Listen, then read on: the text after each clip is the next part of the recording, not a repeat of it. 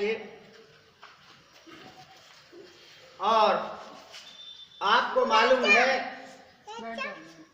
कि ये दिन कितना महत्वपूर्ण है। इसको हम राष्ट्रीय त्योहार के रूप में मनाते हैं। हमारी सरकार ने आदेश दिया है ये 9 तारीख से और 15 तारीख तक आज तक मनाया जा रहा है। कल हमारे MHM इंटर कॉलेज में भी बैंड बाजे से झांकी निकली थी, आपको मालूम होगा। तो बड़ा जोश है। और ये क्यों जोश है, आपको याद दिलाने के लिए, क्योंकि आज की पीढ़ी नहीं जानती कि इस दिन का महत्व क्या है। देखिए, आपको लगभग 200 वर्ष लग गए थे इस देश की आजादी लेने में। चूंकि सन 1857 में झांसी की रानी ने दोबारा से शुरू किया था, दोबारा बिगुल बजा था आजादी का, और 1947 में तुम्हारा देश आजाद हुआ। तो लगभग 200 वर्ष लग गए। चूंकि उससे पहले भी कोशिशें हुई थी। पहले हम दूसरे के कानून से चलते थे, दूसरे के अधीन रहते थे। अब तुम स्वतंत्र हो, तुम्हें स्वतंत्रता में तुम्हें जन्म मिला है, और ये स्वतंत्रता आपके कंधों पर है। आपको ये कायम रखनी है। आपको देश की रक्षा करनी है। जो शहीद थे, शहीद हो गए जवान तुम्हारे। देखिए, इसमें बहुत बड़ी कुर्बानी है, हिंदू की भी, मुसलमान की। अशफाकुल्ला खां हो, राम प्रसाद बिस्मिल हो, नेताजी सुभाष चंद्र बोस हो, ढिल्लन शाह नवाज हो, तात्या टोपे हो, महात्मा गांधी हो, पंडित जवाहरलाल नेहरू हो, या लाला लाजपत राय हो, या बंदा बैरागी हो, आपके लिए उन्होंने बहुत बड़ी कुर्बानियां दी हैं। राजगुरु सुखदेव, भगत सिंह सब फांसी पर चढ़ गए, लेकिन आपको आजादी दे गए।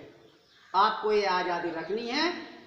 देखिए, नेताजी सुभाष चंद्र बोस ने तो यहां तक कहा है कि आजादी शेरनी का दूध होता है और शेर बच्चे ही उसे पचा सकते हैं। गीदड़ों के बस की नहीं है इसको पचाना भी। तो नेताजी सुभाष चंद्र बोस की वो हस्ती है जो हिंदुस्तानी होते हुए भी ब्रिटिशों को धमका दिया करते थे कि मैं हिंदुस्तानी हूं और ब्रिटिश का कोई भी इंसान मुझसे इंग्लिश में मुकाबला कर सकता है। तो सबसे पहली बात होती है पढ़ाई की। मैं बीमार चल रहा हूं, मैं आपके बीच में ज्यादा नहीं बोलूंगा। ये आज हमारा राष्ट्रीय त्योहार है, आपको कुछ बताना जरूरी था। तो सबसे पहली चीज होती है शिक्षा, और जिसकी शिक्षा मजबूत है वो कोई भी कार्य करेगा कभी असफल नहीं होगा। तो नेताजी सुभाष चंद्र बोस IAS थे। महात्मा गांधी कितने पढ़े लिखे थे। पंडित जवाहरलाल नेहरू कितने पढ़े लिखे थे। लाला लाजपत राय कितने पढ़े लिखे थे। तो सबसे पहले आपको पढ़ाई पर ध्यान देना है। इसके पश्चात अब कंधों पर तो भार आपके है ही। आपको हिंदू मुसलमान नहीं करना है। आप भारत के नागरिक हैं, भारत के नागरिक रहिए, इंसान बनिए, क्योंकि ये इंसानियत भारत में ही पनपती है। और भारत की भूमि ऐसी है जिस पे देवता लोग भी जन्म लेते हैं। रामकृष्ण का जन्म नहीं हुआ था।